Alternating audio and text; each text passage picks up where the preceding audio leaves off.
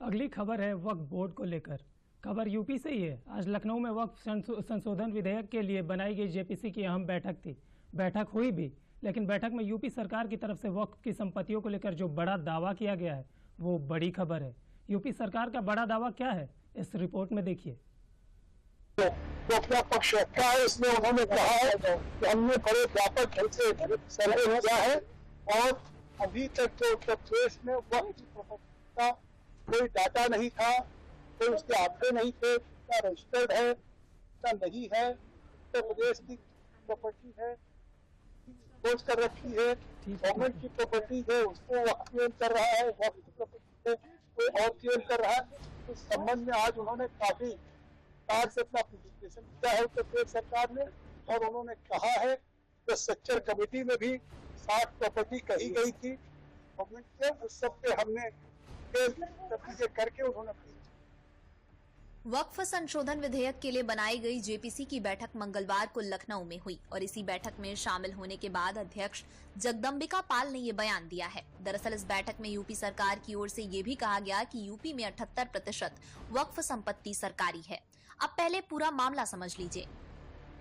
जानकारी के मुताबिक जेपीसी में यूपी सरकार की ओर से कृषि उत्पादन आयुक्त मोनिका गर्ग ने पक्ष रखा। मोनिका गर्ग ने बताया कि यूपी में वक्फ की 14,000 हेक्टेयर जमीन है, जिसमें से करीब 11,000 हेक्टेयर यानी करीब 78% जमीन सरकारी है।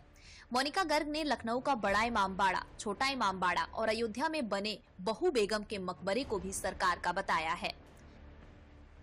जेपीसी की बैठक की चर्चा खत्म होने के बाद जब बाहर इसको लेकर सवाल पूछा गया तो पर्सनल लॉ बोर्ड के सदस्य मौलाना खालिद फरंगी महली ने क्या जवाब दिया, उसे भी सुनिए। 14,000 हेक्टेयर भूमि आप लोगों ने बताई है कि वक्फ की संपत्ति है, लेकिन सरकार तो कह रही कि 11,000 सरकारी है, 6,000 है। आप लोग देखिए, वक्फ जो है उसका शरई मसला ये है कि मुसलमान की अपनी पर्सनल प्रॉपर्टी होती है, तो हमारे बुजुर्गों ने अपनी पर्सनल प्रॉपर्टी को अल्लाह की राह में वक्फ किया है। ऐसे नहीं कि दूसरे की जमीन पर कब्जा करके वक्फ किया गया हो। जेपीसी बैठक के बाद जब शिया वक्फ बोर्ड के अध्यक्ष अली जैदी से नजूल की जमीन पर वक्फ के दावों को लेकर सवाल किया गया तो उन्होंने पूरा मामला समझाते हुए जो कहा वो सुनिए। नजूल की जमीन को लेकर भी कुछ मामला है, उसको लेकर भी बात, नजूल की जो जमीन है उसको लेकर भी कोई बात चल रही है। गवर्नमेंट कह रही है हमारी है, वक्फ बोर्ड कह रहा है हमारा है। कई संपत्तियां जो मस्जिद या इमामबाड़े या दरगाह या कब्रिस्तान है वो ब्रिटिश टाइम से नज़ूल में दर्ज है, जो कि वक्फ बाय यूजर है, जो इस्तेमाल के तौर पे वक्फ है, वो इमामबाड़े हैं, मस्जिदें हैं, तो उसके ऊपर जो है रिकॉर्ड्स को दुरुस्त करने की बात। दरअसल जेपीसी समिति की रिपोर्ट संसद के इसी बजट सत्र में पेश किया जाना है।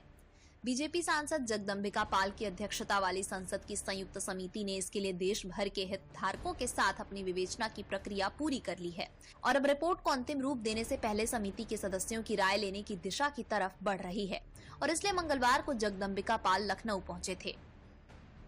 लखनऊ की इस बैठक में जेपीसी अध्यक्ष जगदम्बिका पाल, AIMIM प्रमुख असुद्दीन ओवैसी, कांग्रेस सांसद इमरान मसूद, यूपी सरकार में मंत्री दानिश आजाद, कैबिनेट मंत्री OP राजभर समेत कई नेता शामिल थे। दरअसल जेपीसी का गठन संसद में वक्फ संशोधन विधेयक 2024 के पास न हो पाने के कारण किया गया था। इसकी अलग अलग राज्यों में बैठक हुई। बिहार और कोलकाता में बैठक के बाद लखनऊ में हुई जेपीसी की ये आखिरी बैठक है, क्योंकि जेपीसी को 31 जनवरी को अपनी रिपोर्ट संसद के बजट सत्र में पेश करनी है, लेकिन इस बार अभी भी बहस छिड़ी हुई है, जबकि सरकार सबसे बातचीत करके इसमें संशोधन की बात दोहरा रही है। जवाब दिए हैं जितने भी वक्फ प्रॉपर्टी उत्तर प्रदेश में है उसका गजीट नोटिफिकेशन किसने इशू किया? आपने तो इशू नहीं किया, हमने तो इशू नहीं किया, सरकार ने इशू किया। अब सरकार अब इशू कर रही है तो फिर वो बताए कैसा वो गलत हो रहा है। सरकार खुद इशू कर रही है और सरकार के इशू के ऊपर गजीट होता है और उत्तर प्रदेश में 95% वक्फ प्रॉपर्टीज जो है वक्फ बाय यूजर है। अब ये जो बिल आया है इस बिल में वक्फ बाय यूजर पर आप निकालेंगे तो फिर उन प्रॉपर्टीज का स्टेटस क्या होगा बताइए। ये देखिए, जेपीसी बैठी है और संजीदगी से सबकी बात सुनी जा रही है और यकीनन सबको जो भी जिसकी जो क्वेश्चन है, जिसका जो समस्या है, जिसका जो क्वेरी है या शंका है, सबको दूर करके ही हम सार्थक तरीके से आगे बढ़ेंगे।